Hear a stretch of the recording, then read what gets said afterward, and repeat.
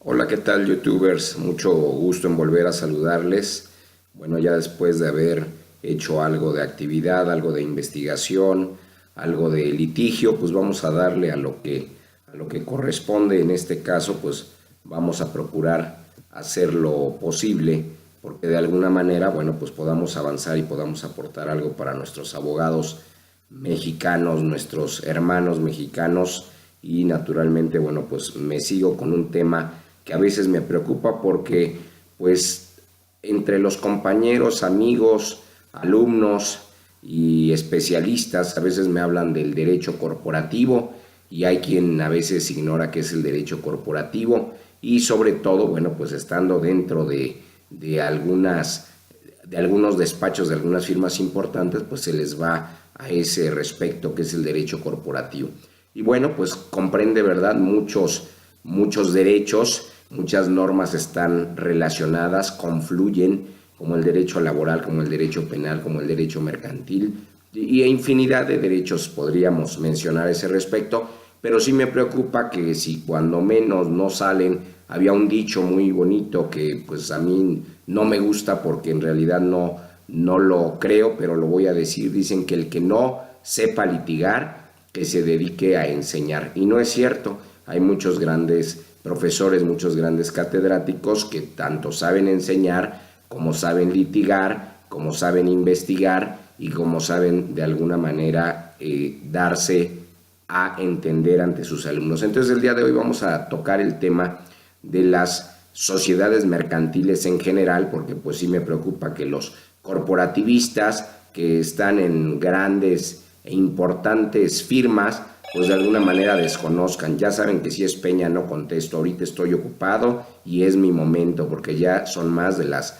2:30. Entonces a ese respecto, vámonos con este bonito tema, dirían, ¿verdad? Si yo fuera cantante, vámonos a escuchar y vamos a empezar con esta parte que corresponde precisamente a las sociedades mercantiles en general. Entonces, lo primero que deben ustedes saber, pues es que hay una ley, ¿verdad? Así como dije en general, así es la ley también, y se refiere única y exclusivamente, precisamente, a este tipo de sociedades. ¿De cuándo es esta legislación? Ay, pues miren, tiene mucho que ver con el año de 1934, por ahí un familiar más o menos en esas épocas, no hemos podido descubrir, nació y curiosamente el 4 de agosto. Bueno, su última reforma ha sido el 14 de marzo del año 2016 y nosotros vamos a estudiar un poquito del capítulo 1 y que se refiere precisamente a la Constitución y al funcionamiento de las sociedades en general. Desde luego lo que van ustedes a advertir es que la legislación reconoce diferentes, les llaman ellos especies de sociedades mercantiles, yo diría las diversas sociedades mercantiles. Y a ese respecto, bueno, pues rápidamente ya todos ustedes, los que han estudiado estos temas y los que no se van a enterar, tenemos la sociedad de nombre colectivo, la sociedad en comandita simple, la sociedad de responsabilidad limitada, dije limitada, no ilimitada, desde luego la sociedad anónima, que es con la que muchos de ustedes trabajan, ¿verdad? Y la sociedad en comandita por acciones, la sociedad cooperativa, pónganse muy abusados con esta y pónganse muy agudos con la sociedad por acciones simplificada. Van a encontrar muchas reformas al respecto de estas sociedades con relación al 14 de marzo del año 2016. Y en ese sentido, bueno, pues la parte final prácticamente del primer artículo que me interesa atender, pues nos dice algo muy importante. Todas las sociedades que están señaladas en esta legislación podrán constituirse como sociedad de capital variable. Todas. No es cierto, ¿verdad? Hay una excepción, ¿cuál es? Pues la sociedad cooperativa y desde luego se va a atender a las disposiciones de un capítulo expreso en la propia ley.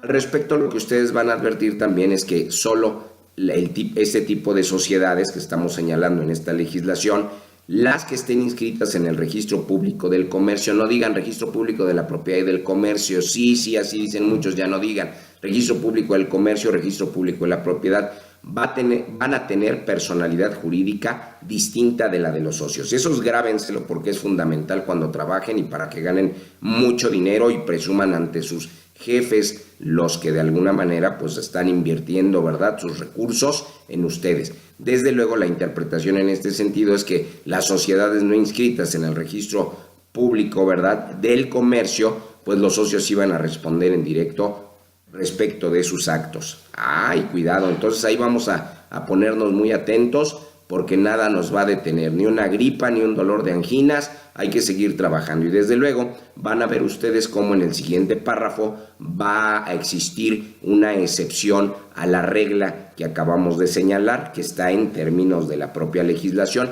y en general pues una sociedad de las que ya enunciamos o están descritas en la legislación, que esté inscrita en el registro público del comercio, grábenselo, ustedes que de alguna manera son corporativistas, deben usar bien el lenguaje jurídico, no podrá ser declarada nula. ¿Cuándo? Jamás.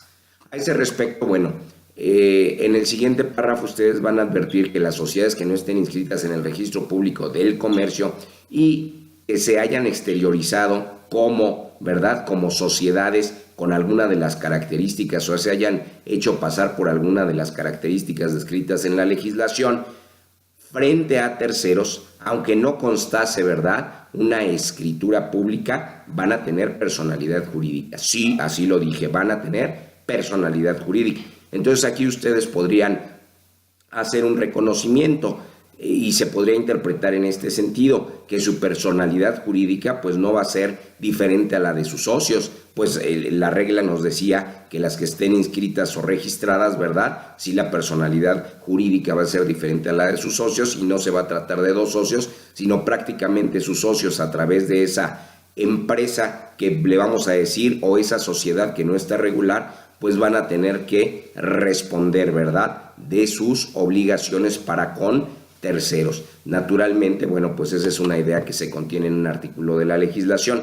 Y otra cosa que van a advertir es que las relaciones internas, ¿verdad?, de las sociedades, en este caso estábamos hablando ya de las irregulares, se van a regir conforme al contrato social respectivo. ¿Qué quiere decir? Que no nada más aparecieron de la nada, desde luego, independientemente de que estén registradas o no registradas, hay dos aspectos en términos de ley que ustedes van a poder notar. Una, que estén debidamente constituidas a través de protocolización notarial ante fedatario público, no dije notario, y que a su vez estas hayan sido inscritas o no. Entonces fíjense nada más, aquí vamos a hablar de las irregulares y en ese sentido van ustedes a advertir que se van a regir por el contrato social respectivo, es decir, si hubo un acuerdo de voluntades, si probablemente esté hasta por escrito, ¿verdad? Y en ese sentido, en su defecto, en el caso de que no se encuentre así, por las disposiciones generales y las especiales de esta ley. Es decir, se reconocen como tales, se reconocen como tal tipo de sociedad, así actúan, así surten y cumplen obligaciones y surten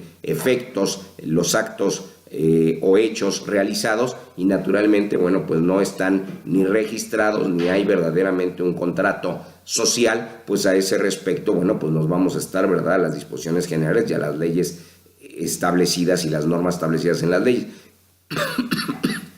Bueno, les dije que andaba malito, ustedes disculparán, y desde luego, aquí vamos a atender desde luego a la clase de sociedad que se trate, con la que más se identifique, ¿verdad?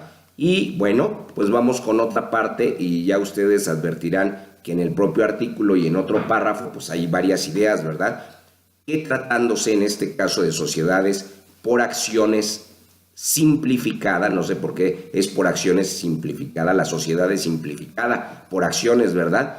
Para que surta sus efectos ante terceros, esta sí siempre deberá estar inscrita en el registro público del comercio.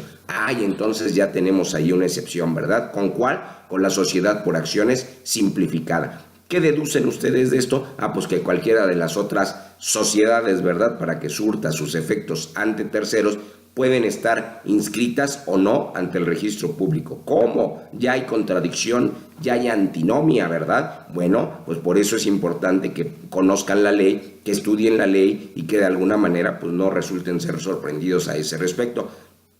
Aunque en este caso concreto, pues su personalidad, ¿verdad?, jurídica no será diferente a la de sus socios. Entonces, Va a haber regulares y va a haber no regulares, y va a haber algunas que tengan contrato social, otras que ni al contrato social hayan llegado.